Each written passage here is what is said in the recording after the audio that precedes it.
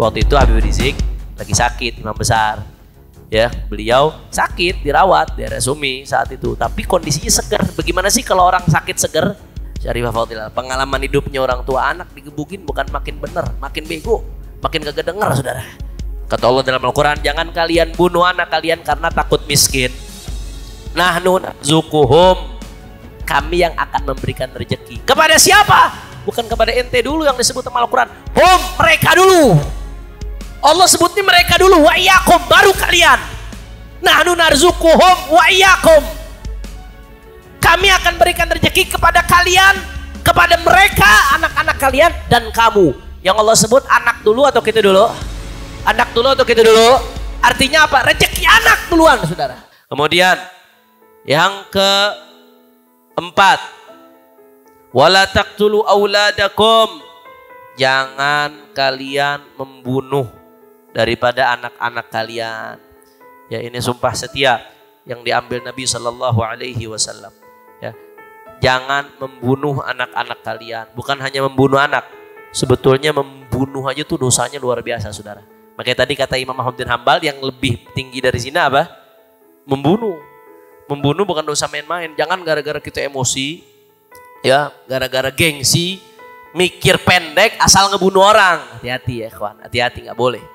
Haram, haram. Ini di pertemuan berikutnya kita akan bahas lebih panjang masalah ngebunuh.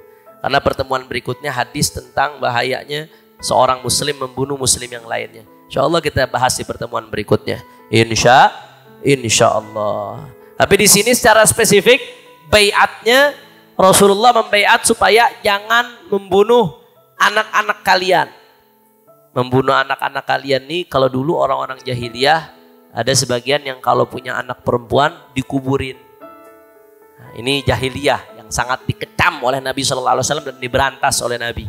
Terjadi di sebagian, tapi bukan berarti semuanya. Jangan kita bayangin juga. Ya, kadang-kadang ada yang gara-gara pengen ngejelekin Arab, ya saking pengen yang ngejelekin Arab, bilang semua orang Arab tuh ngubur anak perempuannya. Lalu mikir aja, itu sahabat ibunya laki atau perempuan. Sahabat Nabi aja 100.000 lebih. 100.000 lebih sahabat Nabi. Enggak sedikit. Ibunya tuh perempuan semua. Belum sahabat yang perempuan. Belum sahabat. Banyak. Artinya itu terjadi. Dan itu keji. Itu bengis. Itu biadab luar biasa, saudara. Tapi itu bukan berarti terjadi di semuanya. Ada segelintir daripada orang-orang jahiliyah yang suka membunuh dan mengubur anaknya. Na'udzubillah min. Itu terjadi. Nah, kalau sekarang bagaimana ngebunuh anak? Yang paling banyak kalau orang tua ngebunuh anak langsung, ada sih kadang-kadang kasus yang udah edan kelewatan parah, ada. Hati-hati, kadang-kadang kelewatan batas ngegebugin anak. Na'udzubillah, akhirnya mati, saudara. Nggak boleh ngegebugin anak kelewatan batas. Jangan dikira orang tua tuh biasa enaknya. Nggak boleh, saudara. Secara hukum positif dan secara hukum agama nggak boleh. Dan anak yang boleh dipukul itu, anak boleh dipukul itu yang umurnya 10 tahun. Makanya Nabi baru diperintahkan urusan sholat, pukulnya umur berapa? 10 tahun. Itu pun mukulnya bukan mukul lu tonjok buang, bukan dipukul sampai berdarah, bukan. Mukulnya bagaimana? Mukul terbut takdib, pukulan yang untuk mendidik, ghairu mubarrih. Sekiranya nggak bikin luka, nggak bikin cacat, saudara. Nggak boleh mukul yang sampai bikin luka, bikin cacat. Nggak boleh mukul di muka. Nah, haram mukul di muka. Di perang aja kita kalau perang lawan orang kafir, nggak boleh kita mukul di mukanya, saudara. Termasuk ada perang tuh. Mukul anak nggak boleh di muka. Ada penelitian kenapa nggak boleh dimukul di muka, hikmahnya, saudara. Ternyata di muka itu ada saraf-saraf yang begitu dipukul dia akan mati, saraf-saraf tersebut, saudara. Itu akan berbahaya kepada perkembangan anak tersebut, ibadallah. Jadi nggak boleh mukul muka, nggak boleh mukul muka, nggak boleh nyiksa, nggak boleh mukul sampai luka, apalagi sampai cacat, patah tulang, haram, nggak boleh. Mukul yang dibolehin gimana kalau anak nggak sholat? Mukul yang sekedar mukul buat ngedidik doang, yang sekiranya nggak sampai bikin cedera. Itu pun setelah umurnya berapa? 10. Artinya urusan sholat aja baru diizinin Nabi setelah umur 10 tahun. Apalagi urusan lain, urusan sholat ini paling penting. Apalagi urusan lain di bawah 10 tahun. Kalau kita hindari mukul anak, saudara. Kalau kata ibu saya, anak digebugin bukannya makin benar. Anak digebugin bukannya makin benar. Itu termasuk nasihat mutiaranya ibu saya tuh. Syarifah Fadilah, pengalaman hidupnya orang tua, anak digebugin bukan makin benar, makin bego, makin kagak denger, saudara. Nah, jadi kalau di bawah 10 tahun hindari sebisa mungkin pemukulan. Bagaimana? Tegas, omelin salah, tegur, umur 7 tahun suruh sholat. Tapi kalau bisa hindarimu mukul. Apalagi di bawah 6 tahun. Belum mumayyiz, syariat aja hukumin dia sholatnya belum sah. Di bawah 6-7 tahun. Kencing masih belum bisa cebok sendiri. Kadang-kadang masih beda, susah bedain mana baik, mana buruk. Syariat aja masih ngizinin dia. Ente mau mukul dia. Jangan. Anak di bawah umur 6-5 tahun itu ya, dia masih nggak boleh dipukul-pukul, nggak boleh saudara, nggak boleh. Nah ini apalagi ini saya bicara mukul karena mukul itu kalau kelewatan bisa ngejurus ke membunuh. Nah, Nabi larang jangan kalian bunuh anak-anak kalian. Nah ini terjadi kalau zaman sekarang mungkin jarang orang ngebunuh anaknya langsung, ada yang udah kelewatan, yang udah gila itu nggak waras. Tapi ada pembunuhan anak yang banyak terjadi. Apa? Aborsi. Banyak nggak? Banyak nggak? Atau pembunuhan anak yang banyak terjadi, buang anak. Anak hasil zina dibuang, banyak nggak? Bahkan sebagian ada yang buang anak bukan cuma hasil zina, hasil nikah resmi. Takut nggak bisa ngasih makan, takut nyusahin, takut. Na'udzubillah, dibuang tuh anak saudara. Na'udzubillah min dzalik. Dibuang tuh anak. Padahal ada orang-orang lain, keluarga-keluarga lain yang lagi mengharap dari Allah supaya dikasih anak. Dia lupa banyak anak, banyak rezeki. Makanya Allah bilang dalam Al-Quran apa itu, kata-kata banyak anak, banyak rezeki. Itu bukan sekedar perkataan orang tua dulu, bukan. Orang tua dulu nih kalau ngomong banyak yang sesuai dengan Quran Sunnah. Cuman aja mereka bahasanya nggak pakai ini kata Al-Quran, ini kata hadis, enggak. Tapi sesuai. Banyak anak, banyak rezeki. Itu di Al-Quran ada. Di mana di Al-Quran? Faqala ta'ala wala taqtulu auladakum khasyata imlaq nahnu narzuquhum wa iyyakum. Kata Allah dalam Al-Quran, jangan kalian bunuh anak kalian karena takut miskin. Nahnu narzuquhum, kami yang akan memberikan rezeki. Kepada siapa? Bukan kepada ente dulu yang disebut sama Al-Quran. Hum, mereka dulu. Allah sebutnya mereka dulu, wa iyyakum, baru kalian. Nahnu narzuquhum wa iyyakum. Kami akan berikan rezeki kepada kalian, kepada mereka, anak-anak kalian dan kamu. Yang Allah sebut anak dulu atau kita dulu? Anak dulu atau kita dulu? Artinya apa? Rezeki anak duluan, saudara. Makanya banyak anak, banyak itu omongan nggak main-main. Kalau kita betul-betul yakin omongan itu tentunya ikhtiar. Jangan juga lu banyak anak, banyak ngomong, "Woi, kata Habib banyak anak, banyak rezeki." Udah deh ngerokok, ngopi. Bangun tidur, makan, tidur lagi, bangun tidur, makan, tidur lagi, jadi pengikutnya Mbah Surip akhirnya. Masya Allah, nggak gitu juga, tetap semuanya ada ikhtiar, nggak bisa. Diajarkan oleh Nabi, "Igilha wa tawakkal 'ala Allah." Ada sahabat, ontaknya dilepas begitu aja, ditegur sama Nabi, "Kenapa tuh dilepas?" "Tawakal ya Rasulullah, tawakal." Kata Nabi, nggak begitu caranya. "Igilha wa tawakkal 'ala Allah." Ikat dulu, setelah itu ikat baru tawakal kepada Allah. Begitu juga tadi urusan rezeki, berusaha. Setelah berusaha baru serahkan kepada Allah. Sampai sini jelas atau tidak? Wala ta'tu bi buhtanin taftarunahu baina aydikum wa arjulikum. Ya, jangan melakukan kebohongan yang kalian bikin-bikin di antara kalian. Di sini di antara kaki dan tangan kalian. Maksudnya jangan nyebar kebohongan di antara kali. Jangan nyebar hoax. Jangan nyebar hoax. Nah, saya ini di penjara dituduhnya menyiarkan kebohongan di barang siapa dengan sengaja menyiarkan kebohongan di tengah rakyat dengan sengaja menciptakan keonaran. Barang siapa yang menyiarkan kebohongan dengan sengaja menciptakan keonaran di kalangan rakyat, maka diancam dengan hukuman 10 tahun penjara. Itu pasal-pasal zaman Belanda, saudara. Belanda baru datang, saya dikenain pasal itu tuh. Gara-gara apa? Gara-gara baik-baik saja. Baik-baik. Kalau ente mau lihat detailnya, lihat di itu dah. Lihat di dakwaannya. Nah, ntar saya dibilang nyebarin kagak lengkap lagi urusannya. Lihat dakwaannya detail. Tapi kesimpulannya gara-gara baik-baik saja. Maksudnya apa kesimpulannya nih? Kesimpulannya. Waktu itu Habib Rizik lagi sakit, imam besar. Ya, beliau sakit, dirawat di RSUMI saat itu. Tapi kondisinya segar. Bagaimana sih kalau orang sakit segar? Masih ngobrol, masih nonton, masih ke kamar mandi sendiri. Segar gak tuh buat orang sakit? Segar segitu, cuman lemes. Cuman kondisinya ada beberapa yang sakit, gulanya nggak bagus tapi seger.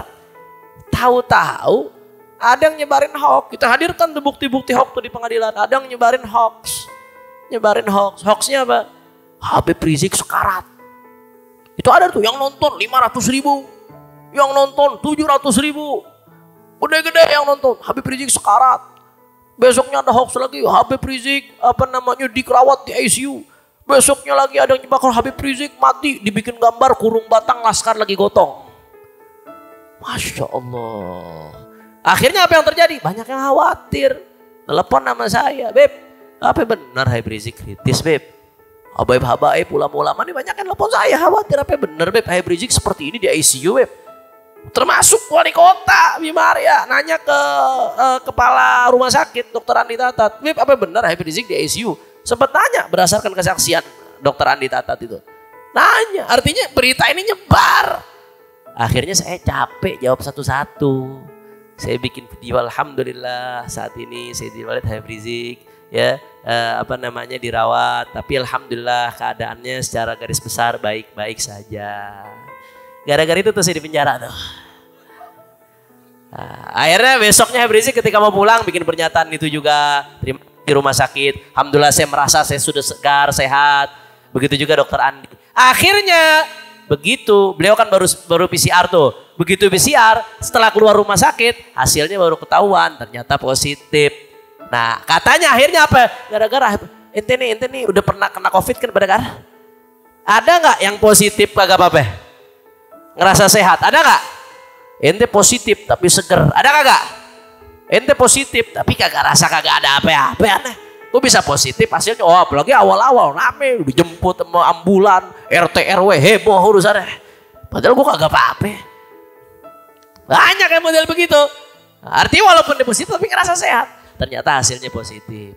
Dan seterusnya dan seterusnya. Nah, omongan Habib Rizik dibilang kebohongan yang menciptakan keonaran di kalangan rakyat. Wah, dianggap bohong, saudara. Saya udah kagak paham dah. Saya yakin ya ini sih politiknya kental banget ini. Politiknya luar biasa kental, masya Allah. Habib Rizik saat itu divonis 4 tahun gara-gara urusan omongan itu, dianggap menyebarkan kebohongan yang menjauhkan keonaran di kalangan rakyat.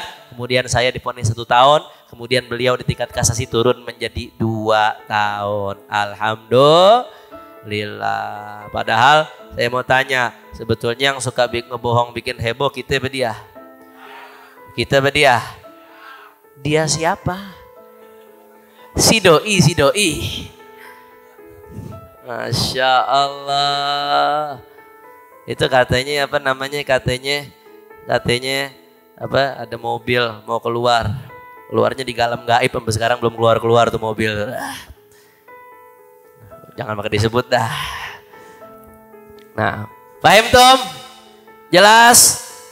Nah, jangan menyebarkan kebohongan, jangan menyebarkan hoax. Lawan hoax dengan hak. Lawan hoax dengan hak, dengan kebenaran. Lawan hoax dengan hak, saudara. Nah, makanya kita bagaimana? Kata Nabi SAW, kafa bil mar'i kadziban an yuhadditsa bi kulli ma sami'. Cukup seseorang dikatakan sebagai pendusta kalau dia menyampaikan semua yang dia dengar. Semua yang dia dengar kagak pakai disaring dulu, semuanya disampaikan. Itu cukuplah seseorang dianggap sebagai pendusta. Kafa bil mar'i kadziban. Jadi nggak semua yang kita dengar itu layak kita sampaikan. Maka bagaimana metodenya? Metodenya begini. Ini rumus deh. Catat baik-baik. Ini rumus. Rumusnya seperti ini. Kalau kita dapat informasi, maka apa yang mesti kita pastikan? Pastikan dulu betul atau tidak. Itu yang pertama. Kalau dapat informasi, pastikan betul atau tidak. Fatabayyanu, bahasa Qur'annya, maka klarifikasilah. Fatabayyanu in ja'akum fasiqun binaba'in fatabayyanu. Klarifikasi. Pastikan betul atau tidak. Nah, kalau udah dipastikan betul atau tidak, maka rumus berikutnya apa? Lihat. Oh, ini nggak betul. Buang ke tong sampah. Oh, ternyata ini betul. Maka jangan langsung share. Lihat dulu, ini bermanfaat apa kagak nih? Bermanfaat apa kagak? Kalau bermanfaat, sebarkan. Maka yang menyebarkan berarti mandalla ala khairin falahu mithlu ajri fa'ilih. Yang nyebarin kebaikan dia dapat pahala seperti yang melakukan. Tapi kalau nggak manfaat, jangan disebarin. Mau ngapain? Apalagi kalau jelek, bikin ente tambah dosa, saudara. Kira-kira jelas atau tidak? Jadi rumusnya seperti itu. Kalau ada informasi, khobar itu bisa benar, bisa salah. Maka kalau di informasi lihat, ini betul atau tidak. Klarifikasi, perjelas, pastikan, tahakkuk, pastikan betul atau tidak. Kalau bohong atau nggak jelas, lempar, buang, nggak perlu. Tapi kalau benar, ambil. Setelah diambil, tinjau, bermanfaat atau tidak. Bermanfaat, sebarkan. Nggak bermanfaat, nggak ada kepentingan nanti buat menyebarkan. Ya, min husni islamil mar'i tarkuhu malayani. Termasuk kebaikan seseorang dalam keislamannya, dia meninggalkan apa yang nggak penting buatnya, saudara. Apalagi yang nggak penting buat agamanya.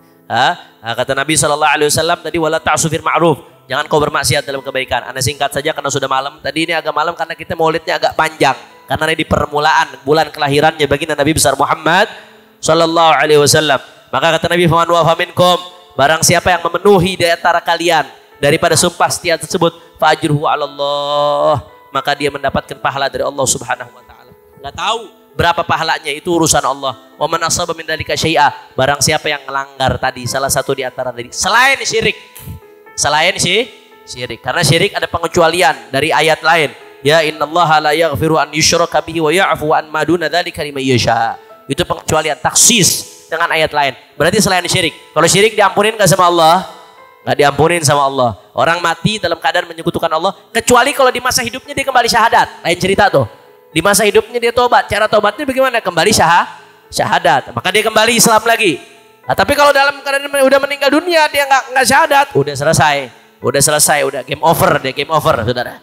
Tapi kalau selain syirik, maka bagaimana? Faman asaba dzalika syai'an fa'uqiba fid dunya. Kalau dia dihukum di dunia, maka fahuwa kafaratun. Itu jadi penggugur dosa buat dia. Makanya al-hudud kafarah li ashabiha.